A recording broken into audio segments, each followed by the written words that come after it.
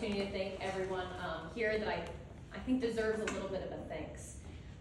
First, I want to go ahead and thank Ken, Patience, and Sam, because without your dedication to the program and the association, as well as this institute, we would not be here. We would not have this opportunity that you presented to us.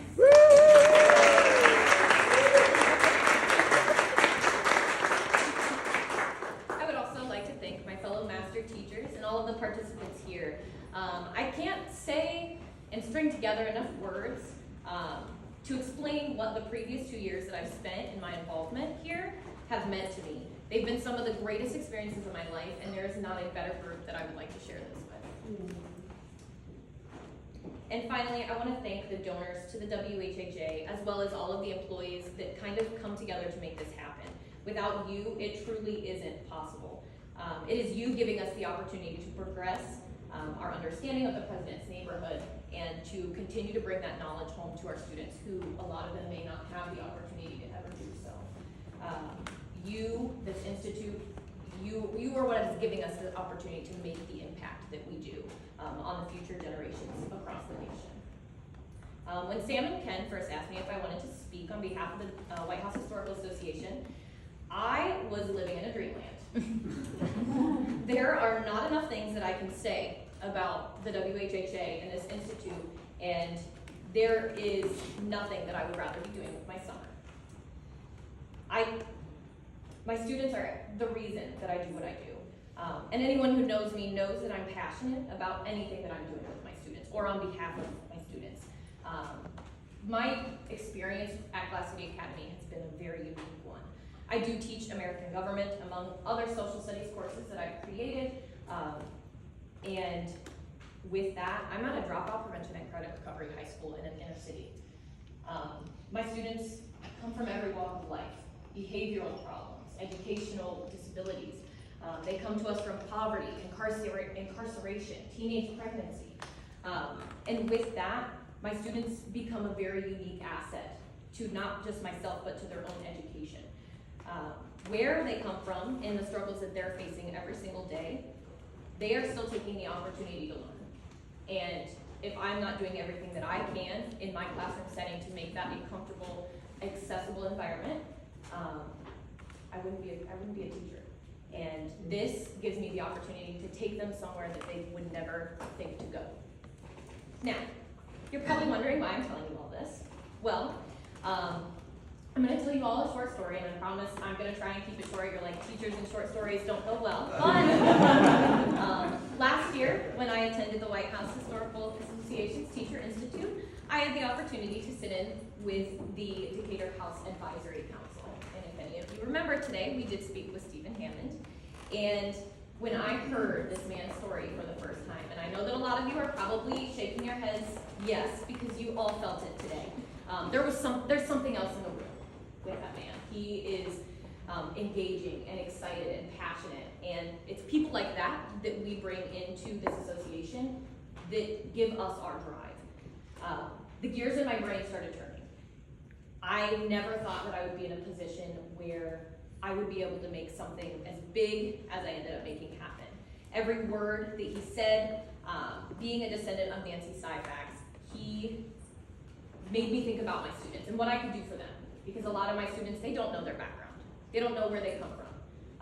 Because I am teaching in a very diverse environment. A lot of my students, as I said, come from a background where they don't have the opportunity. So how can I give that to them?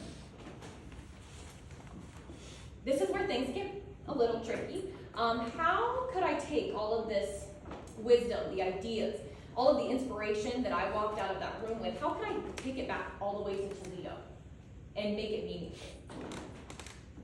How could I connect the dots for students who feel nothing but disconnected from the world? Well, luckily, Steve is quite possibly one of the nicest people I've ever met in my entire life. And he flew on his own whim all the way out to Ohio. He spent a week with me in Toledo and stayed, spoke with, and served as a mentor for my students. This man, I don't have enough nice words to say about him, and I'm so lucky that I met him through this program. So many of my students, after he left, were wondering when he was gonna come back again. And it kind of took me a minute, guys, that's a long drive, a long flight. But needless to say, we spent the entire week. I planned the curriculum for my entire district.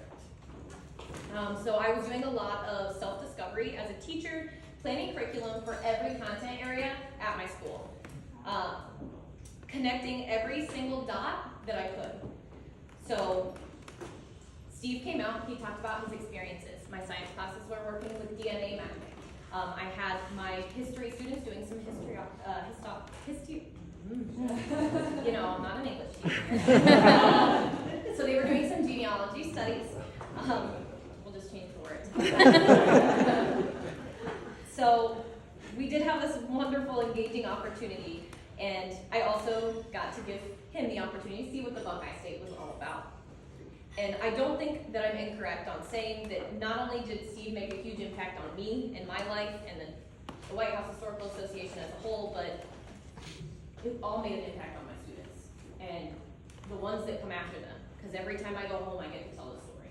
Every time I get to go home, I get to show them these pictures. And I hope that my students leave a similar impact on everyone else that they meet now. That they will have stories to tell. Or they are inspired to do what I've done. Now, I would love to break down and explain to you in every extended detail, minute by minute, why the White House Historical Association and the Teacher Institute has impacted my teaching. We'd be here all day. But I do think it's worth recognizing that this institute is impacting more than just the 60 educators that are here each year. It's impacting the lives and education of every single student in every single teacher's classroom in this room right now. And even then, I think even more so. We all go home and we tell every single social studies teacher, English teacher, any teacher that we know about this program. Every student that walks through our doors, not just next year, but for the next 10 years, 20 years, and 30 years, they're getting what we're getting here. And we're making those connections and putting together the dots for students who wouldn't be able to do so without this and this program. I can't imagine a better framework for teachers to be able to continue their career and extend their professional development, and I cannot imagine what I would be doing here without the WHHA and the help of those who've been there for me along the way. I would not be the same educator or professional, and I can't guarantee that I would still be a teacher. I'm grateful for every single person that I've met along this journey and every single shared experience that I've had the opportunity to go about every single step along the way. Each story, every single story is important, and it serves as a reminder and a learning experience, and for that I am forever grateful. And I want to thank you guys again, and thank you, Ken and Sam, for giving me the opportunity to be here and speak today.